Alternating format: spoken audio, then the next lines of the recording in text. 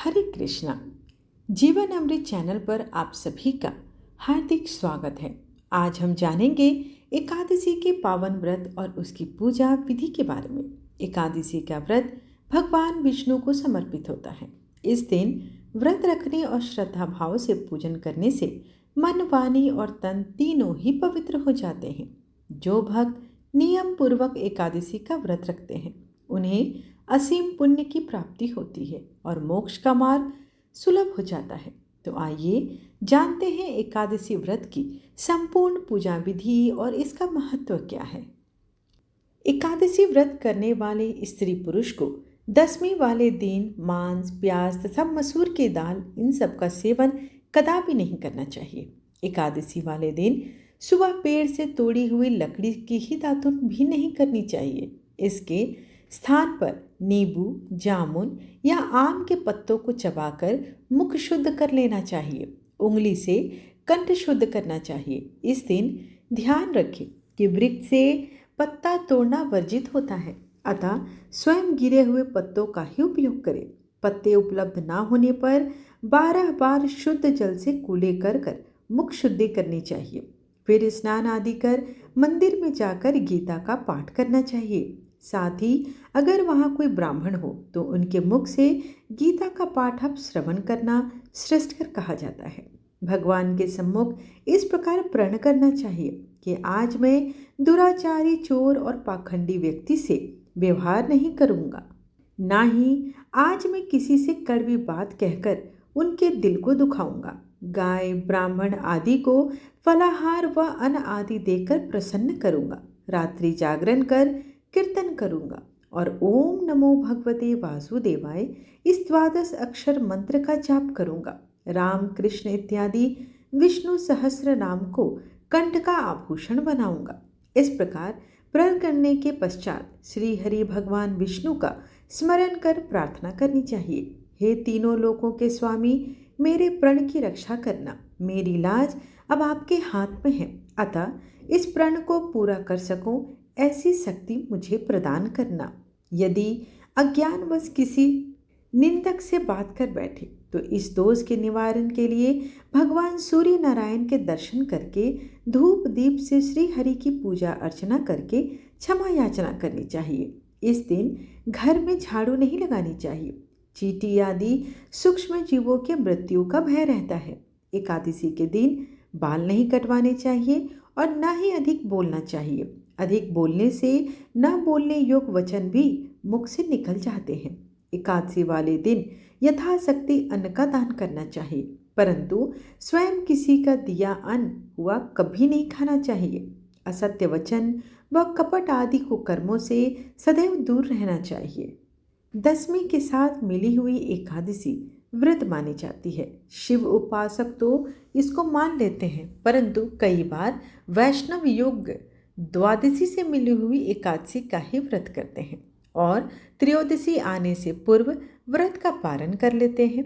फलाहारी को गोभी, गाजर, शलगम, पालक, कुल्फा का साग इत्यादि का सेवन नहीं करना चाहिए, बल्कि आम, अंगूर, केला, बादाम, पिस्ता इत्यादि अमृत फलों का ही सेवन करना चाहिए। जो भी फलाहार ले भगवान को भोग अवश्य लगाएं और भगवान को भोग लगाते समय तुलसी दल छोड़कर ग्रहण करना चाहिए। द्वादशी के दिन ब्राह्मणों को मिष्ठान, दक्षिणा आदि देकर प्रसन्न कर परिक्रमा लेनी चाहिए। किसी संबंधी की मृत्यु होने पर उस दिन एकादशी व्रत रखकर उसका फल उसे संकल्प कर देना चाहिए और श्री गंगा जी में एक पुष्प लेकर उसे आप प्रवाहित कर दें और एकादशी व्रत रखकर फल प्राणी के निमित्त को दे देना चाहिए।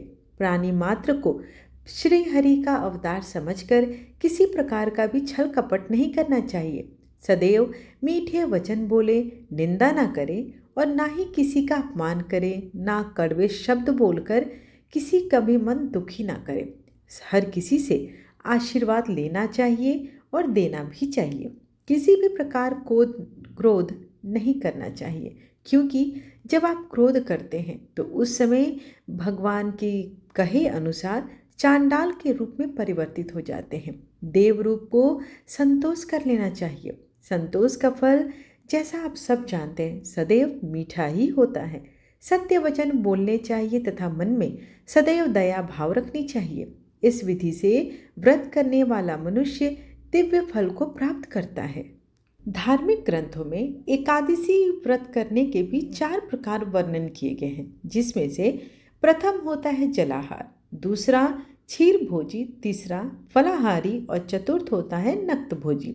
अर्थात विस्तृत में जानते हैं।